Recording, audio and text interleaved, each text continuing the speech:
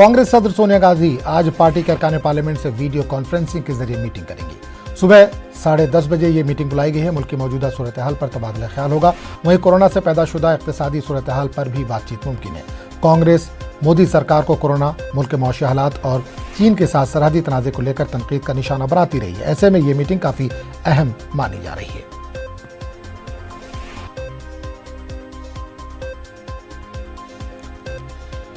तो नाज़रीन, आपको एक बार फिर बता दें कि कांग्रेस सदस्य सोनिया गांधी ने आज पार्टी के अरकान पार्लियामेंट से वीडियो कॉन्फ्रेंसिंग के जरिए एक मीटिंग बुलाई है। सोनिया गांधी आज एक मीटिंग करने वाली हैं।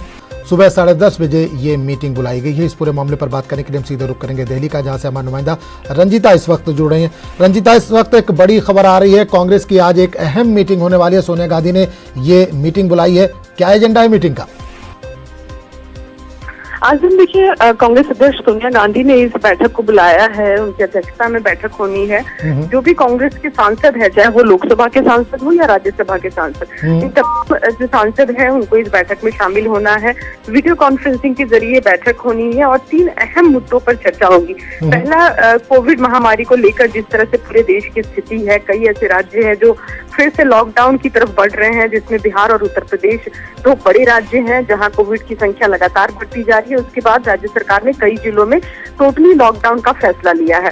इसके साथ ही लॉकडाउन की वजह से और कोरोना की वजह से जो इकोनॉमी है, उसकी जो स्थिति है, उसको इस बैठक में उस पर चर्चा की जाएगी। और इसके साथ ही जो तात्कालिक जो राजनीतिक परिस्थितियां देश में बन रही है, इस विषय पर भी सांसदों से उनकी राय ली जाएगी। 10:30 बजे ये बैठक बुलाई गई है वीडियो कॉन्फ्रेंसिंग के जरिए, इसलिए जो नेता जहां है वो वहां से कनेक्ट होंगे इस बैठक में और अपनी जो राय है वो सोनिया गांधी के सामने रखेंगे। बिल्कुल रंजीता, एक चीज यहाँ से ये भी जानना चाहूंगा कि राजीव गांधी फाउंडेशन के अलावा 2 और जो इनकी एजेंसियां हैं उस पर इंक्वायरी बिठाई गई है, जांच हो रही है, क्या ये इशू भी इसमें शामिल किया जा सकता है?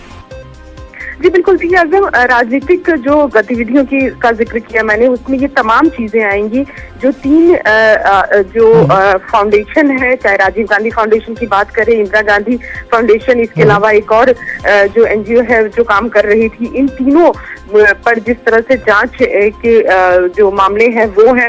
इसके अलावा जो कांग्रेस के वरिष्ठ नेता है अहमद पटेल, उनके आवास पर जो पूछताछ के लिए ईडी लगातार आ रही है। तीसरी से चौथी बार ईडी जो है वो दबिश दे चुकी है और सवाल जो है वो पूछे जा चुके हैं। तो कांग्रेस की तरफ से लगातार ये कहा जा रहा है कि ऐसे कोविड काल में भी सरकार कहीं न कहीं जो राजनीतिक जो बदले की भावना है वो दिख रही है सरकार की। इसके अलावा प्रियंका गांधी को जो नोटिस दिया गया है कि क्योंकि अब एसपीजी सुरक्षा उनको नहीं मिल रही है, ऐसे में जो रिहायशी जो उनको सरकारी आवास दिया गया है लोधी स्टेट में, वो चलिए बिल्कुल रंजीता, 10:30 बजे मीटिंग होने वाली है। आपके पास हम दोबारा लौटेंगे।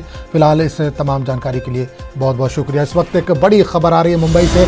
शॉपिंग मॉल में लगी आग ऊपरी मंजिलों में भी फैल रही है।